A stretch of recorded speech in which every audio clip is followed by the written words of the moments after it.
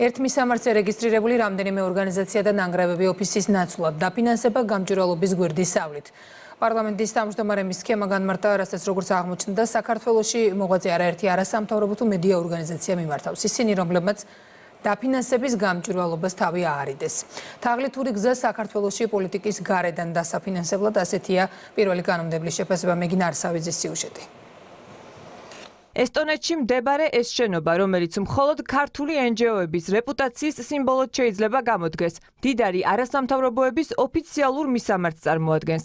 კანონისგან გვერდისავლისა და გაუმჭვირვალედ დარჩენის მსურველი ორგანიზაციები ესტონეთში დარეგისტრირდნენ. ფანტაზიას როგორც ირკვევა, მხოლოდ სოლიდური თანხის დასამალად იყენებენ, მისამართებზე კი ბევრი არ უფიქრიათ. მაგალითად, ერთ კონკრეტულ ადგილზე მდებარე გაუგებარ შენობაში ერთდროულად დარეგისტრირებულია გიგაურის და ლომჯარიას NGO-ები, ასევე უცხოეთიდან დაფინანსებული პუბლიკა. არასამთავრობოების წარმომადგენელთა უდიდესი ნაწილი ტრადიციულად არ პასუხობს ქრონიკის ზარებს. ვინც ტელეფონს უპასუხა, კითხვის გაგების შემდეგ პასუხებს გაექცა. ბატონო ზვიად, გამარჯობა. გამარჯობა. ტელეკომპანია იმედიდან გიკავშირდებით. თქვენ ორგანიზაციასთან საერთაშორისო გამჭვირვალობასთან დაკავშირებით მინდა გკითხოთ ესტონეთში არსებულ სათაო ოფისთან დაკავშირებით. პირველ რიგში რომ გითხრათ, თუ შეძლებთ სატელეფონო კომენტარით, რატომ გაქვთ? ესტონეთშია რეგისტრირებული კონსტანტინე ჩახუნაშვილის ორგანიზაციაც, იმ ჩახუნაშვილის, რომელიც სხვა რადიკალებთან ერთად BBC-ს ანტიქართული ფილმის მონაწილეა. რა მიზნით აქვს ორგანიზაცია ესტონეთში? კითხვას აქტივისტი მამაშვილი არ პასუხობს. ლაივში გიპასუხებთ ყველაფერს. ესტონეთში დარეგისტრირებულ კომპანიაზე რომ გითხრათ, რატომ გაქვთ ესტონეთში კომპანია? შეგიძლიათ გითხრათ, რა საქმიანობს? ჩვენთან რომ მედიცინის მუშაკად ფიგურირებს, თურმე ყოფილა ესტონელი NGO-შნიკი. რაში სჭირდება ესტონეთში NGO? რატომ არის რეგისტრირებული ეს კომპანია ესტონეთში? არ არის. ბატონ გიორგი, განახებთ ოფიციალურ დოკუმენტს. ნახეთ, თქვენი შვილის სახელი და გვარი არის მითითებული და ქვეყანა ესტონეთი არის მითითებული. კანონისგან თავის არიდების NGO-ებისეული სქემა გათქვა რადიკალების ლიდერმა მიხეილ სააკაშვილმა. გრანტებზე ჩვენებმა უკვე ისწავლეს. სომხეთში ან სხვა ქვეყნებში ხსნიან ანგარიშებს და ეგრე შემოაქვთ საარსებო ფული.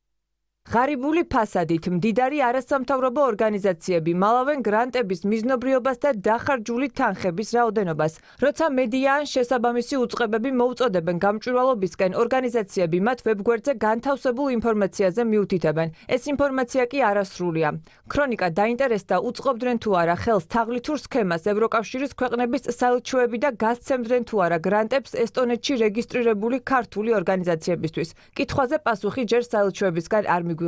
რაზეც საუბრობდა ევროკომისარი ქალბატონი კოსი, რომ ეძებენ გზებს, რომ კანონის გვერდისავლით როგორ მიაწოდონ თანხები მათ NGO-ებს, აი ეს არის ზუსტად ის გზები, რასაც ეძებენ. ეს არის საერთაშორისო თაღლითური სქემა საქართველოს კანონმდებლობის გვერდისავლით, საქართველოში პოლიტიკის დაფინანსების ერთ მისამართზე, ერთ-ერთ, რა ვიცი, ხუხულაში, სადაც ფაქტია, რომ იქ არანაირი ოფისი არ არის, ჩვეულებრივად ყალბი NGO-ები რეგისტრირდება. ქართულმა ხალხმა 2024 წლის არჩევნებში მხარი დაუჭირა გამჭვირვალობის კანონს და მან თქვა, რომ საქართველოში არაფერი ესაქმება უცხოურ ფულს ქართულ პოლიტიკაში არაფერი ესაქმება.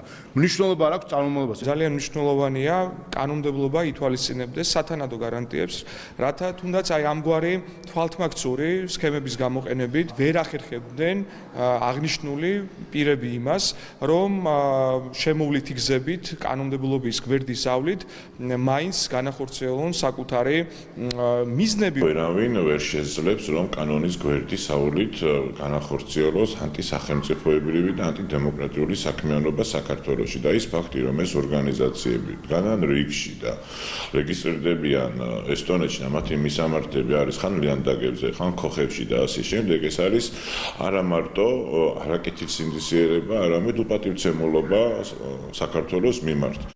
მდიდარი არასამთავრობო ორგანიზაციების ქმედებები ნათლად აჩვენებს, თუ რამდენად საჭიროა ქვეყნის დაცვა გარე ჩარევებისგან და ამ მიმართულებით კანონმდებლობის გამკაცრება. ეს იმ ფონზე, როცა პოლიტიკურმა ინტერესებმა NGO-ები ჯერ პოლიტიკურ პროცესებში ჩართო, შემდეგ ანტისახელისუფლებო აქციების სცენაზეც აიყვანა. საბოლოოდ კი ესტონეთში ამ ნანგრევებამდე მივიდნენ და ყალბი მისამართების გამოყენებით ცდილობენ საკუთარი ქვეყნის დაზიანებას, რაშიც წარმატებას ვერასდროს მიაღწიეს.